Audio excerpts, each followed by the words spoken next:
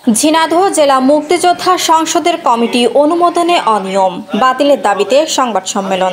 সুলতান আল এনামের তথ্যচিত্রে বিস্তারিত।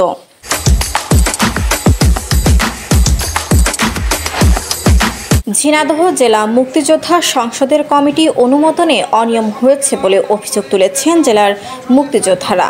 এ নিয়ে তারা সংবাদ সম্মেলন করেছেন ঝিনাইদহ আইনজীবী সমিতির ভবনে। মুক্তিযোদ্ধারা অভিযোগ করেন, গত 9 আগস্ট বাংলাদেশ মুক্তিযোদ্ধা সংসদ কেন্দ্রীয় কমান্ড কাউন্সিল জেলা কমিটির অনুমোদন দেয়। নিয়ম অনুযায়ী কমিটিতে উচ্চতর ট্রেনিং প্রাপ্ত মুক্তিযোদ্ধাদের অন্তর্ভুক্ত হওয়ার কথা থাকলেও কমিটির আহ্বায়ক, যুগ্ম আহ্বায়ক ও সদস্য সচিব এই 3 জনের কেউই উচ্চতর ট্রেনিং প্রাপ্ত নন। উপরন্তু তারা বিগত সরকারের ঘনিষ্ঠ ছিলেন এবং অবৈধ সুযোগ সুবিধা ভোগ করেছেন বলেও অভিযোগ করেন মুক্তিযোদ্ধারা। তাদের আরও অভিযোগ, 4টি কমিটি প্রস্তাব আকারে জমা দেওয়া হলেও কাউকে না জানিয়ে গোপনে একটি প্যানেল থেকে কমিটি অনুমোদন দেওয়া হয়েছে। এতে অধিকাংশ মুক্তিযোদ্ধার মতামত উপেক্ষিত হয়েছে।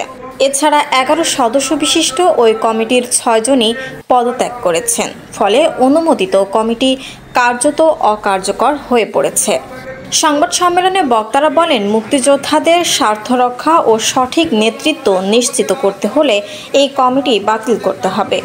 অন্যথায় মুক্তিযোদ্ধাদের মধ্যে ক্ষোভ ও বিভাজন বাড়বে। তারা দ্রুত কেন্দ্রীয় পর্যায়ে বিষয়টি পুনর্বিবেচনার আহ্বান জানান। মুক্তিযোদ্ধারা দাবি করেন, প্রকৃত মুক্তিযোদ্ধাদের অন্তর্ভুক্ত করে গণতান্ত্রিক প্রক্রিয়ার মাধ্যমে নতুন কমিটি গঠন করতে হবে। মুক্তিযুদ্ধের চেতনা ও মর্যাদা অক্ষুণ্ণ রাখতে এটাই সময়ের দাবি। শিলা আক্তার, সবুজ বাংলা টিভি, ঝিনাইদহ।